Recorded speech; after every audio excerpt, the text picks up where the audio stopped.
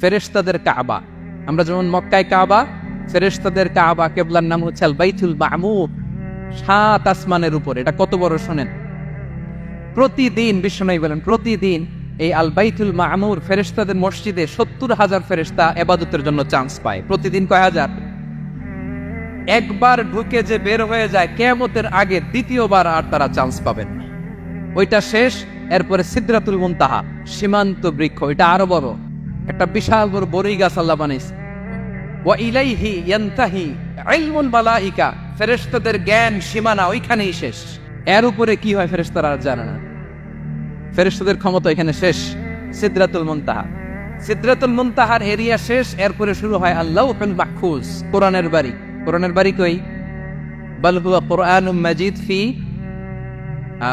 এটা মিন দুররাতিন বাইদা, সাদা ঝকঝকে ডায়মন্ড দিয়ে আল্লাহ বানাইছে।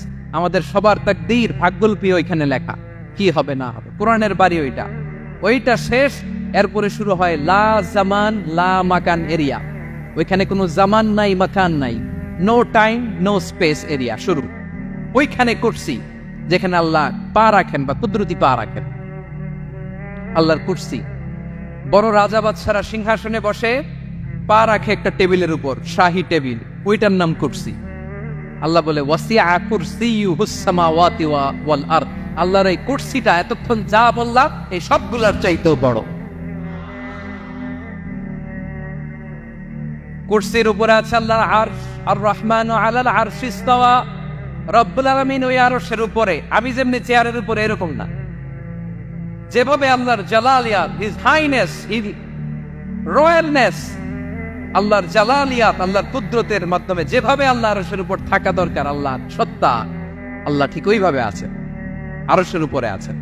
ওয়া ইয়াহমিলু আরশা রাব্বিকা ফাওকাহুম ইয়াওমাইযিন সামানিয়া, কিয়ামতের দিন আল্লাহর এই আরশটা 8 জন ফেরেশতা বহন করবে। আরশ বহনের জন্য আল্লাহর ফেরেশতা লাগে না, কোনো কাজের জন্যই আল্লাহর ফেরেশতা লাগে না। আল্লাহ বলে কুন ফায়াকুন, হয়ে যায়। তারপরে আল্লাহ নিয়োজিত রেখেছেন। সেদিন কিয়ামতের দিন আল্লাহর আরশটা বহন করবে কয়জন ফেরেশতা? এদের সাইজ কত বড়? শুনতে মনে চায়? বিশ্বনবী বলেন ইন্না মা বাইনা শাহমাতি উযুনিহি ইলা আতিকিহি মাসিরাতু 700 সানা। বিশ্বনবী বলেন ওই ফেরেশতার সাইজ আমি দেখে এসেছি কত বড়। শোনো, যারা আল্লাহর আরশ বহন করবে, পুরো সাইজ বলা যাবে না। বিশ্বনবী বলেন ওই ফেরেশতার কানের লতি থেকে কাঁধ বরাবর। আপনার কানের লতি থেকে কাঁধ কতটুকু হবে? 4 আঙ্গুল 5 আঙ্গুল। বিশ্বনবী বলেন যে 8 জন ফেরেশতা কিয়ামতের দিন আল্লাহর আরশের পায়া ধরে থাকবে, ওই ফেরেশতাগুলোর কানের লতি থেকে কাঁধ বরাবর আসতে সবচেয়ে দ্রুতগামী যানবাহন, পৃথিবীতে সবচেয়ে দ্রুত চলে আলোর ফোটন। আলোর ফোটন 1 সেকেন্ডে চলে 3 লক্ষ কিলোমিটার। কয় লক্ষ কিলোমিটার? 1 ঘন্টায়? 1 মিনিটে? কয় সেকেন্ডে? 1 সেকেন্ড কইতে তো 2 সেকেন্ড লাগে। 1 সেকেন্ডে আলোর ফোটন, আলোর কণা ছুটে 3 লক্ষ কিলোমিটার বেগে। বিশ্বনবী বলেন এরকম যানবাহন দিয়ে যেটা সেকেন্ডে 3 লক্ষ কিলোমিটার বেগে ছুটে, এরকম দ্রুত যদি কেউ ছুটে, তাহলে ওই ফেরেশতার কানের লতি থেকে কাঁধ বরাবর আসতে 700 বছর সময় লাগে। এজন্য রব্বুল আলামিন বলেন ওয়াসিআ কুরসিয়ুহুস সামাওয়াতি ওয়াল আরদা, আল্লাহর কুরসিটা আকাশ জমিন সব চাপিয়ে যাবে। তাহলে আল্লাহ কত বড়! সুবহানাল্লাহ। সেজদায় যখন লুটিয়ে পড়েন এটা ভাববেন, আরে সেজদা দেই আমি, তিনি কি সুবহান, কি সুবিশাল, ওই রবের গোলাম। আলহামদুলিল্লাহ পড়েন। 9 নম্বরে আল্লাহ বলেন ওয়ালা ইয়াউদুহু হিফযুহুমা, এই বিশাল আকাশ জমিনকে রক্ষণাবেক্ষণ করতে যে আল্লাহ কশিন কালেও ক্লান্ত হয় না।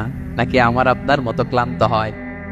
আল্লাহর ক্লান্তি আছে, শ্রান্তি আছে, বিশ্রাম আছে, বিরাম আছে, ঘুম, জিমানি? সুবহানাল্লাহ পড়েন। আল্লাহ বলে ওয়ালা ইয়াউদুহু হিফযুহুমা, এগুলোকে রক্ষণাবেক্ষণ করতে আল্লাহ ক্লান্ত হয়ে পড়েন না। 9 নম্বরে বললেন আল্লাহর কোনো ক্লান্তি নাই, সব কিন্তু দেখভাল করেন, প্রতি মুহূর্তে প্রতি সেকেন্ডে যার যেটা লাগে করেন। এই পুরো বসুন্ধরা, পৃথিবী, মহাবিশ্ব যেভাবে চলা দরকার সৃষ্টির পর থেকে আজও চলছে। চালায় কে? ইঞ্জিনিয়ারটা কে? আসল কারিগরটা কে? 9 নাম্বার চলে গেল, আল্লাহ ক্লান্ত হন না। আর বাকি রইল কয়টা?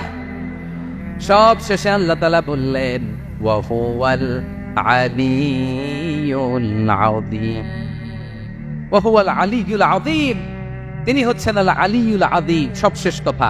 প্রিয় ভাইয়ের, আমি বলেছিলাম আয়াতুল কুরসিতে আল্লাহর মোট কয়টা সুন্দর সুন্দর নাম আছে? দুইটা তো বলে ফেলছে, এগুলো কি ছিল? আল হাইয়ু, আল কাইয়ুম। এবার সবশেষে 3 আর 4 নাম্বারটা আসছে, এটা কি? একটা আল আলী আর একটা আজিম। 3 নাম্বারটা হচ্ছে আল আলী, 4 নাম্বারটা আযীম। আল আলী মানে হচ্ছে সর্বোচ্চ, দ্য গ্রেটেস্ট, দ্য হাইয়েস্ট। তার উপরে কেউ আছে? ঊর্ধ্ব জগতের যে বর্ণনা দিছি, কি বুঝলেন? আল্লাহর উপরে কেউ আছে?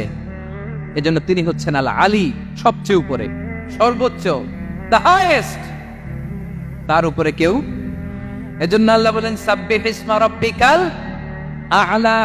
আল আলিয়ার আল আ'লা কাছাকাছি অর্থ প্রশংসা করো ওই আল্লাহর যিনি বলেন আ'লা, সবচেয়ে বড়। তার চেয়ে বড় কেউ আছে নাকি? তার উপরে কেউ আছে নাকি? আল আ'লা।